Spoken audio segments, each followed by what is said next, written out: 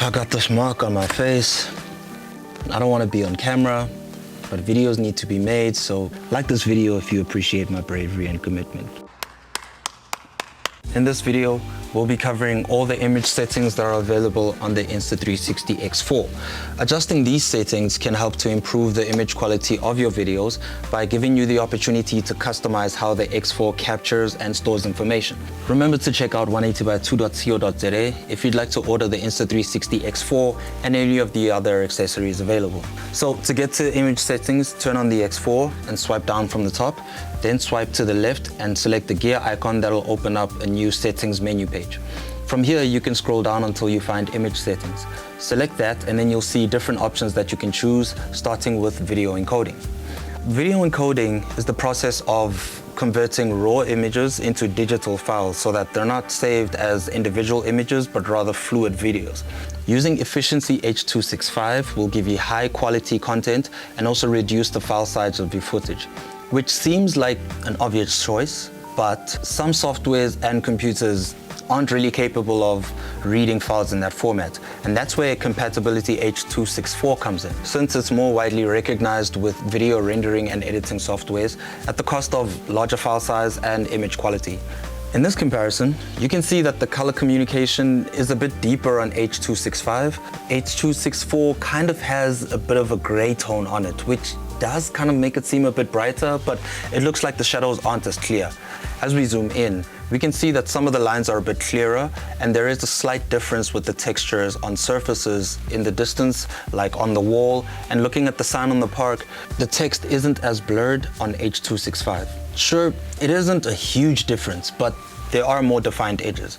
And on the slide here, the texture shows a bit better on H.265, whereas H.264 almost looks like it's a bit blurred, looking almost like a solid color.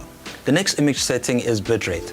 Bitrate refers to how much data can be processed in a certain amount of time, and it's usually measured in like bits per second. The higher the bitrate, the better the image quality for video. Of course, this also means a larger file size, since there's more information being stored in your video file. Depending on the capabilities of your computer or your smartphone, this might cause a bit of lag during playback. So to avoid that, you do have the option of using standard bitrate, which will smoothen things out, but again, this will also impact your video and audio quality.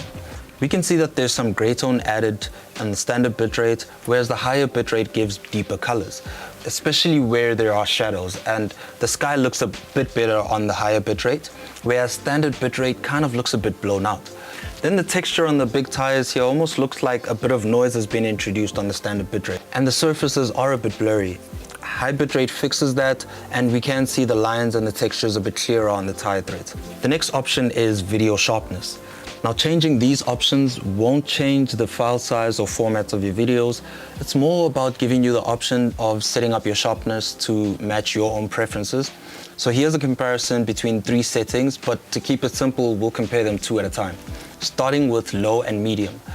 In my opinion, setting the sharpness to low gives a blurry image.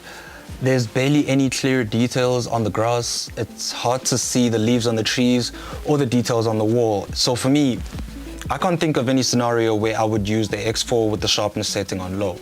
I've also noticed a bit of a color change with the sharpness settings, which is kind of weird. But anyway, medium definitely looks like the better option here. Now, when comparing medium to high, I don't think the difference sits in the level of sharpness, but rather in how well the colors help to separate different details. So high sharpness looks a bit better in this case because the difference between brighter and darker objects looks a bit more obvious. Honestly, the better option between medium and high sharpness would have to come down to your own preference. I personally like to leave it on medium because it's like a middle ground, and it works well in general because it gives more flexibility ultimately to increase or decrease the sharpness while I'm editing. Anti-flicker.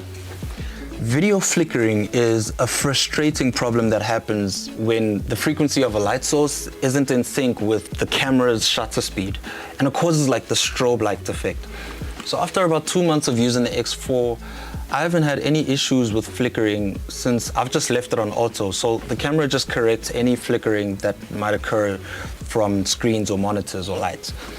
The last setting to go through is in-camera stitching. I have no idea how this makes a difference because the mobile app and desktop app gives automatic stitching when you open your files. But here's a comparison with in-camera stitching switched on and off. And as you can see, they're pretty much the same. So just to prove my point, when I disable optical flow stitching on the app, you can see that whatever in-camera stitching is supposed to be there just isn't shown. Generally, I don't think that's a bad thing, but I just don't see where in-camera stitching can bring any improvements. But if I do figure anything out in the future, I'll make sure to pop up another video that'll highlight that. And that brings us to the end of this video covering the image settings on the Insta360 X4.